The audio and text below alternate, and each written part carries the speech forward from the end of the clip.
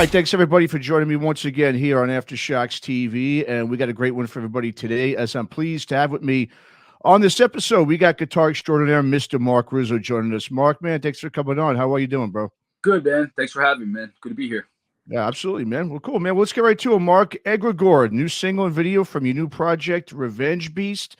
Everyone can purchase and listen to the track now on all MP3 and streaming platforms. First released single from the band's upcoming self-titled debut, which is set to come out in mid-2023 on Upstate Records. And I believe, correct me if I'm wrong, Marc, but I believe this officially marks the first hit of new music that we've heard from you since you departed SOULFLY last year. So I guess we'll start things off by having you just, I guess, talk about the formation of Revenge Beast and, you know, how everything came to fruition with this band. Yeah, so basically the guys in Revenge Beast are my good buddies, Doug, Jay, and Brennan.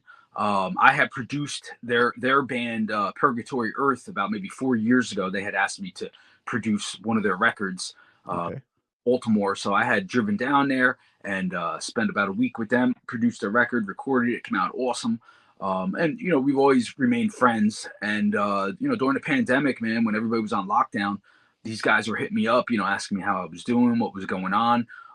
So we just came up with the idea of like, yo, why don't we just like try to record some stuff and see what comes out of it. So we just started sending stuff back and forth to each other from our studios, and we started writing some music together. And we were like, yo, this sounds heavy. This is some pretty brutal, heavy, old school death metal, man. So like, you know what, man, let's start a project. So we started releasing singles, you know, during COVID, and we were getting some really good feedback, man, like really good feedback from everybody.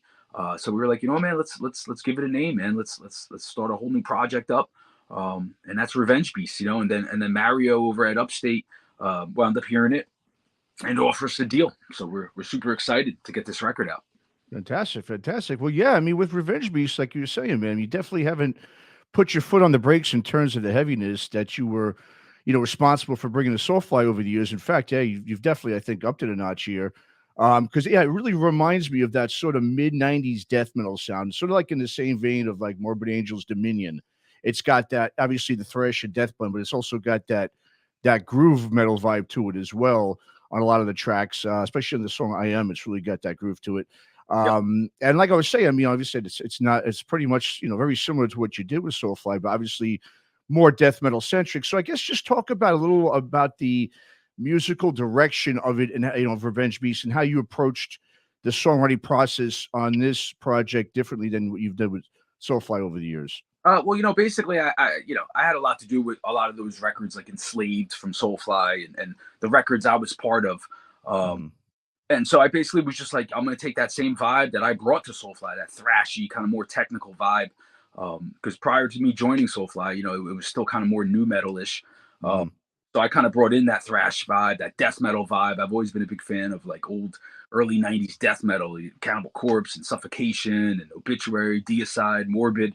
So with Revenge Beast, that was definitely the idea, was to continue with the songwriting that people maybe know me for from my past, and do it, but make it even more heavier. You know, there was no thought about doing anything light. You know, we wanted everything to be just heavy riffs, breakdowns, and technical riffs, a lot of solos. And the one thing that's really exciting is working with our singer, Jay, man. Jay's got some really cool lyrics, which is something, yeah, I'm really not a big fan of like what people are really saying, you know, but Jay's lyrics really open up your mind and get you to think about a lot of really cool, interesting topics.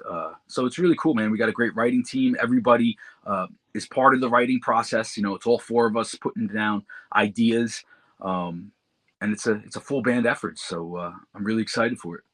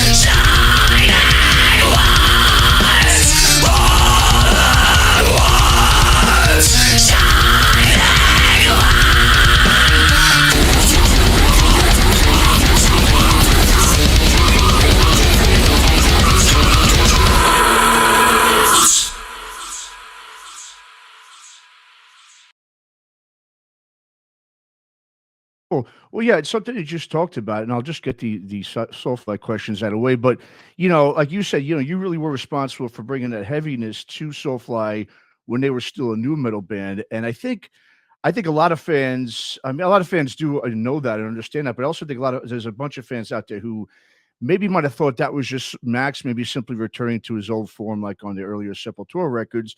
They might not have been aware of how really influential and responsible you were in changing the Soulfly sound at that time. I mean, so do you view Revenge Beast, you know, obviously not only as just an outlet to play the kind of metal that you enjoy doing, that you're really well at doing, but also as a way to show maybe some other people that weren't aware that, you know, you were essentially sort of the catalyst when it came to the creation of that new improved sound of the band back in around 2004 when you joined right before the Prophecy record. Yeah, that's right. That's Yeah. correct. Yeah, you know, I mean, I know people. You know, there's the people that like the older, more new metal stuff, and that's cool. You know, if that's what people are into. But I definitely did bring that thrash vibe. You know, I mean, when I first got the gig in '03, you know, I Mm, wasn't a fan of like the first two Soulfly records. I was always more into old school Sepultura, Beneath the Remains, and Arise, and KSED. So I was always about getting it back to that sound, coming up with riffs, adding to the sound, and try to do things. You know, my favorite part of Sepultura was always Andreas's guitar playing. I mean, mm, in my opinion, he was like in the top five best thrash metal guitar players from back in the day. It was like Alex Skolnick. It was Andreas. It was you know, who else? Rocky George from Suicidal mm. Tendencies. Like, you know, these are all my favorite players. So when I had the opportunity to do Soulfly, it was like, man, I want to bring it back to that sound, and I definitely did. You know, I mean, I definitely pushed for it in the studio. Another person that was a big part of that sound too was our old drummer Joe Nunez. You know, when we first got into the rehearsal rooms and started working on music, you know, he another dude that was a huge fan of old death metal and thrash metal. So we would come up with all these riffs, these ideas. You know, we definitely were the unsung heroes. You know, but like you said, the fans definitely recognize it. You would come to the shows and you would see what's up and see it live. So Sure. You know, that, yeah, I never remember reading, you know, an interview some a while back that Max had done where he essentially stated what a lot of us already have known about you, that he praised you as being really a true guitar hero and that you were pretty much a hidden gem. And he kind of liked it that way because he essentially was concerned that if people really knew how good of a player you were, that he would pretty much probably lose you to a more high profile and established band. I mean, did you ever at any time, maybe during your tenure with SoFi, think that maybe there were decisions being made so that people wouldn't really discover how essential you were to the band and how skilled you were overall as a guitar player at all? oh yeah, absolutely, man. Yeah. I mean, I definitely got. I had some pretty big opportunities that came my way. Mm. That I had the rug pulled out from underneath me, you know, and Oh, so many wow. from certain people that you know, didn't want me to go off to do other things, you know. Mhm. But it's all good, man. You know, listen, man, I'm a humble dude. I live a very cool, exciting life, man. You know, and I got an awesome guitar collection here, and Mhm. I also am a collector of fine coffees. So between my coffees and my guitar, you know, I'm pretty excited all day long. Nice. Hell yeah. Well, great. Well, let's move on. Let's get away from that. Let's move on to another band. Obviously, you're back with, and where we all initially discovered you from. That's of course El Nino. You rejoined your old bandmates last year. I know you guys wrapped up playing a bunch of festivals over the past summer, and you know, last we heard, I knew there was going to be a new record that was supposed to be put out or will be put out pretty soon. It's been on hold, I know, but so I guess just talk a little bit about what's going on with El Nino at the moment, and when we can maybe expect to hear some new music. Yeah, so we basically the whole summer we toured up out in Europe. We did all the big festivals. We went out, did some support shows with Five Finger Death Punch. We opened up for like Metallica at Hellfest. Bunch of shows. We did Bloodstock. We did Wacken Festival. So we had a pretty busy summer. And the new record, hopefully it'll be out soon. I mean, I know we're just doing some finishing touches on it. And I'm excited, man. You know, it's a new era of the band. It's all a lot of new people. You know, the original people are Ari, Laspina, and myself, and now we Mhm. got Marcos Leal singing for the band, who is just incredible, and Miggy and Sal and Danny's back on percussion, and it's just a whole new vibe, man. And I'm really digging it. You know, the new music is definitely more metal. It's heavier. The melodic stuff is like I think a little more darker. You know, so when I first heard the music, they originally had asked me just to do some solos on it. You know, Mhm. again, we reconnected during COVID, you know. Okay. So once that happened, we started talking, and they asked me to come back and some shows, some tours, and the fans have been really seeming to be really into it. So I am too. So we're Yeah. forward with El Nino. Very cool, man. Yeah, well, there's no doubt, that 90s, metal nostalgia is kind of in full force at the moment. I mean, the 80s, had their period over the last 10, 15 years or so, but really the 90s revival is kind of in full force. It's great to see. And of course, El Nino was one of those 90s induced bands who are doing just that. And I did see in an interview, like you just kind of basically brought it up right now, where you said that it is a very different band right now, and it's much heavier than before. So, I mean, are you doing maybe right now the same with El Nino, similarly what you kind of did when you joined Soulfly back in the day, which is to kind of bring that extra heaviness to the band that maybe was, there's always been a heavier band, but like you said, it seems more darker and heavier. Is that something that you wanted to do as well when you joined El Nino again? Well, I think the band was already doing that even after I had left. It seems they were getting heavier and heavier. I think with all the new guys in the band, it's definitely that direction is definitely heavier now. Mm, I came back in. A lot of the record was already written, so okay. parts that I added to the record was just a lot more like solos, melodies, and some more technical riffs here and there where I was able to do it. So the band was definitely looking to go into a heavier direction, and I think I definitely added like a lot more busy riffs, and solos, which makes it more metal, in my opinion.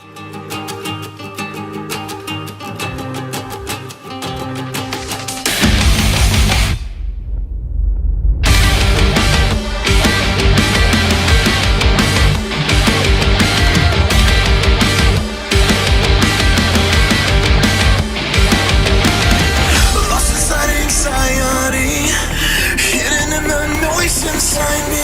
No, we've had enough. I think you're coming undone.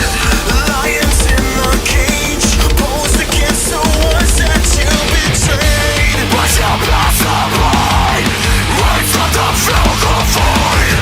Bueno, más yo tengo que vivir. This is over, time's not slowing down. Your faith is in the ground. This is over, time's not slowing down. Slowing down. Coming through and they run inside. I'm fucking here to warn you now. I'm about to take all that's mine. Broadcast it all for the world to see. Now you're gonna feel the rage inside me. Fading in obscurity, buried here, you die inside me.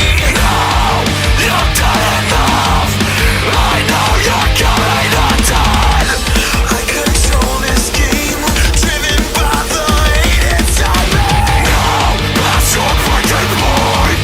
I'm out of fill the void. Bueno, más yo tengo que vivir.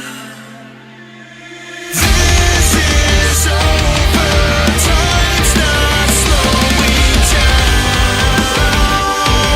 Your faith is in the ground. This is over, time's not slowing down. Slowing down.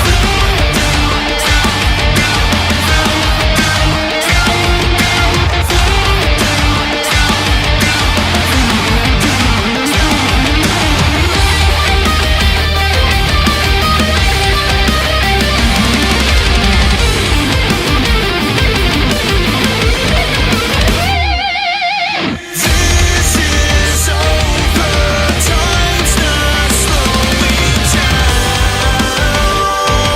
Your faith is in the ground.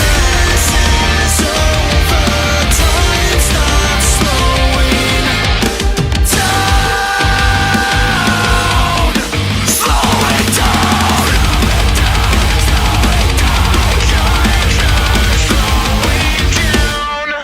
Absolutely. Well, then speaking too of the 90s metal, I know when El Nino, when you guys were taking off in the early 2000s, you guys are also in the forefront of the Latin metal movement at that time. Bands like yourselves, Puya, Ancla, it was a bunch of bands that were really coming out that time and bringing that really cool, unique sound to metal.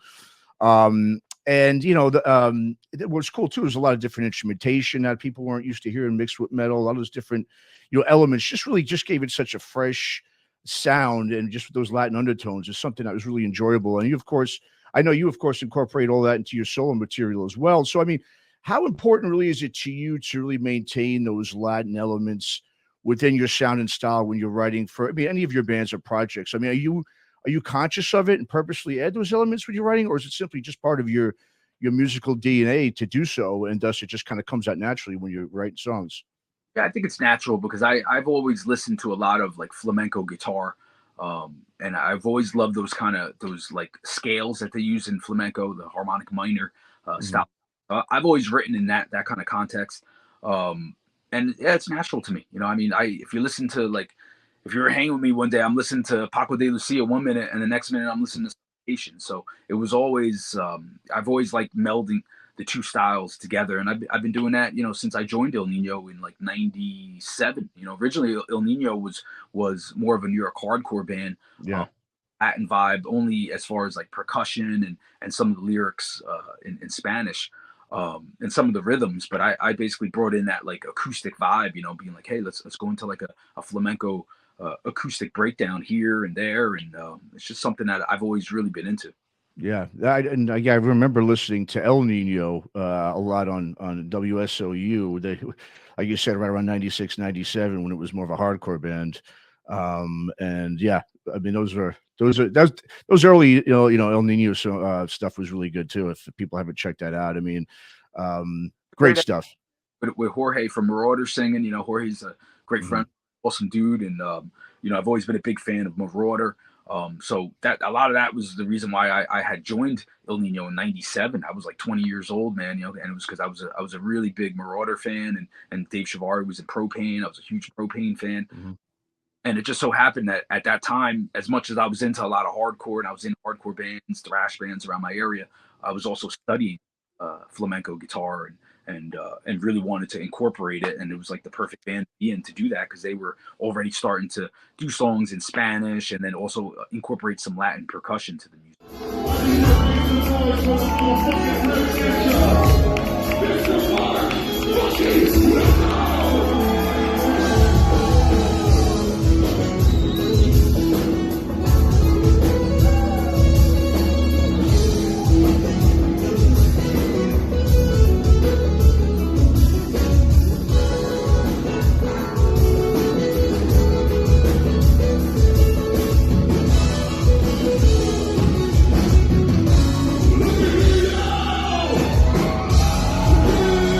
Doubt. I have to believe, Mark, that right now, in your career, I mean, one of the best parts about being in the position you're in now, with having several different outlets now for your music and having really just the freedom to simply do what you want to do, is that you'll now have the time really to focus on, I think, promoting yourself as an all-around, not just a riff master, obviously, but you're virtuoso. You are a guitar virtuoso. Anyone who's heard your solo stuff will know that, because that's something I think that many, a lot of people maybe in the middle world aren't really aware of, is that you could do so much more than what you've just done on Soulfly. But now you could kind of focus on that rather than obviously furthering and carrying on another artist's legacy. Pretty much what you essentially do in Soulfly, you can now focus really on your own legacy. Is that something that you really want to focus on now that you have that freedom to do what you want to do, and you no longer have to really, have a spotlight where you're just kind of sharing it or you're on the sideline? Now you can really further your own legacy instead of helping someone else further theirs, like you did. Yeah, absolutely, man. It's time now for me to get credit for all my songwriting and what I bring to the table. COVID really opened up my eyes with that. With just the band just did me dirty during that era. There's no other way of looking at it. The facts are all there. And I was like, now it's time for me to just focus first and foremost on my solo stuff because that's my thing. That's where I go into the studio and I write all my own music from beginning to end. Mhm. Um, and so that was definitely the first thing I was concentrating on, just because that's the music I love. I love instrumental guitar music, whether it's flamenco, jazz, or metal. I'm really into instrumental guitar music. Um, Mhm. Revenge Beast project, came onto the table. So I was like, yeah, man, I'm gonna go forward with that, and El Nino and all these projects. I'm part of the songwriting process, and we all split that equally between Revenge Beast and El Nino, and then also like my solo stuff. So yeah, it was a conscious effort to be like, yo, this is my time now to move forward and get the credit that I deserve. So. Sure. No, absolutely. You definitely deserve a lot of credit, man. And the other thing too is I'm sure you've had no shortage of suitors. Like you mentioned before, you've had opportunities before to play with other established artists. But can you now, after going through what you did for 18 years with SOULFLY, I mean, can you ever see yourself joining an already established band like that in the future, considering your experience that you went through with SOULFLY for, like I said, almost 2 decades, and also really being in a band that essentially is not necessarily yours? Can you see yourself doing that? Maybe again, if the opportunity presents itself, or you prefer really just to do like what you're doing now, just have a few projects and focus mostly on your solo stuff?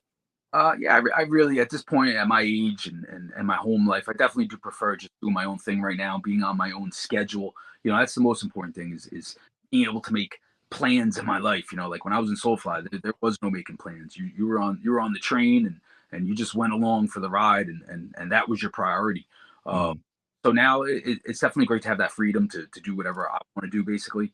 But if the opportunity arose of something that I want to do that was like something really cool, and we talked about it and sat down and talked about all the details, and yeah, absolutely, I would do it if it was something special. It meant something to me. Okay, sounds good, man. Well, now just getting back to Revenge Beast, the first single, as we said, Egregore. So now what's the plan in terms of, maybe the estimated release date or for the record, or any live shows you're going to do? I guess just kind of give us an overall kind of idea on what you guys are looking to do as a band to promote the record. Yeah, so we're gonna be dropping our first single for Egregore, I think like first week of December, with the video that goes along to it. And then we're hoping to get this record out. I'm gonna say now, like come the new year, maybe hopefully Okay. February, maybe beginning of February. Um, and yeah, we're definitely gonna do like a record release party. And we're talking to a couple different booking agents and see if we could get on some tours. Um, we're just going to see what happens. I mean, nobody really, I think, is we're not looking to just get on the road, and play in front of 3 people. We Sure. get on some big tours and push the project, and see what happens. I mean, we're all serious about it, but we just got to see what possibilities come up and what we could jump on and what for and make it happen. All the financial situation, how expensive gas is. So we just got to see what happens in the future here. Sure, man.